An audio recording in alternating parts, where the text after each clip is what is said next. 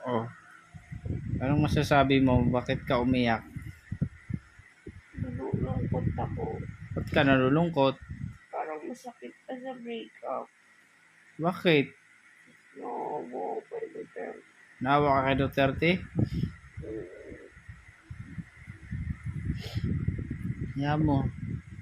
I'm so affected. That's how I don't know. Naiinis ako.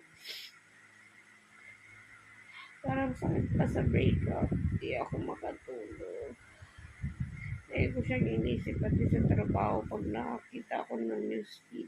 Nasasaktan ako. Because we all know, ang dami niyang nagawa. Nung siya pa yung ano. Hindi ngayon, yan si Bongo Bangal. Wala naman siya nagawa yun. So, kasi parang sakit pa. Ang sakit ng heart mo ngayon na parang mas masakit pa sa paghihiwalay. Grabe, I'm so affected talaga. Naawa. So, I know, he's strong. Kakayanan niya yan.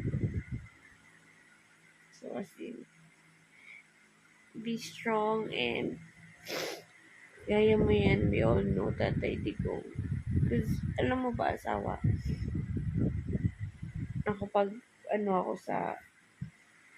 nakatira kasi ako sa Davao before. As in, ang dami talaga niyang, nagawa din yun. And, i-compare mo dito, tsaka sa Davao, napaka-safe talaga yung Davao. Hindi ka matatakot na umuwi ng sobrang gabi. Kasi, safe, malinis. Basta maganda yung Davao. Compare dito. Pero diba, nung siya din naging dito, ang dami niya nagawa. Sobra. Like, yung passport natin, 10 years na siya. Yung, anong tawag nun? Driver's license? So, yung driver's license, tapos, yung MRT, LRT, basta sobrang dami. As in, tapos safe din tayo before na siya yung naging Ngayon, nakakatakot na. Nagsilabasan yung mga addict, tapos mga animal na tao. Wala nang takot. Mga magnanakaw. Basta, nanguhuli, oh my God.